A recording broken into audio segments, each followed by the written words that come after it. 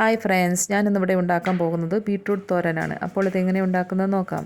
ഞാനിവിടെ എടുത്തത് 3 ബീട്രൂട്ടാണ്. തൊലിയെല്ലാം കളഞ്ഞ് കഴുകിയ ശേഷം ആദ്യം കനം കുറച്ച് വട്ടത്തിൽ മുറിച്ചെടുക്കാം. പിന്നീട് കുറച്ചെടുത്ത് ഒന്നിൻ്റെ മുകളിൽ ഒന്നൊന്നായി വെച്ച് ചെറുതാക്കി നീളത്തിൽ മുറിച്ചെടുത്ത ശേഷം എല്ലാം കൂട്ടിപ്പിടിച്ച് ചെറുതാക്കി അരിഞ്ഞെടുക്കാം. വേവിക്കാനെടുത്ത കുക്കറിലേക്ക് അരിഞ്ഞു വെച്ചതെല്ലാം ഇട്ട് ആവശ്യത്തിനുള്ള ഉപ്പ് ചേർത്ത് 1/2 കപ്പ് വെള്ളമൊഴിച്ച് ഹൈ ഫ്ലെയിമിൽ 2 വിസിൽ വരുന്നത് വരെ വെക്കാം. തോരൻ ഉണ്ടാക്കാനെടുത്ത പാനിലേക്ക് വെളിച്ചെണ്ണ ഒഴിച്ച് ചൂടാകുമ്പോൾ 1 ടീസ്പൂൺ കടുക് ഇട്ട് പൊട്ടി വരുമ്പോൾ തന്നെ വേവിച്ച് വെച്ച ബീട്രൂട്ട് വെള്ളത്തോടു കൂടി ഇതിലേക്ക് ചേർത്ത് കൊടുക്കാം. ബീട്രൂട്ടിലുള്ള വെള്ളം കുറഞ്ഞു വരുമ്പോൾ 5 ടേബിൾ സ്പൂൺ നാളികേരം ചിരവിയത്, പച്ചക്കുരുമുളക് ചതച്ചെടുത്തത്, പച്ചക്കുരുമുളക് ഇല്ലെങ്കിൽ 2 പച്ചമുളക് ചതച്ചെടുത്ത് ആദ്യം ചേർത്ത് പിന്നീട് 1/4 ടീസ്പൂൺ പെപ്പർ പൗഡർ ചേർത്ത് കൊടുക്കാവുന്നതാണ്. കുറച്ച് കറിവേപ്പില ചേർത്ത് നല്ലതുപോലെ ഇളക്കി യോജിപ്പിച്ച ശേഷം എടുക്കാവുന്നതാണ്.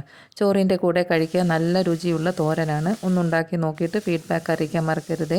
ഇഷ്ടപ്പെട്ട ലൈക്കും ഷെയറും സപ്പോർട്ടും തന്ന് കൂടെ നിൽക്കണേ. പുതിയൊരു റെസിപ്പിയായിട്ട് വരുന്നതുവരെ നന്ദി, നമസ്കാരം.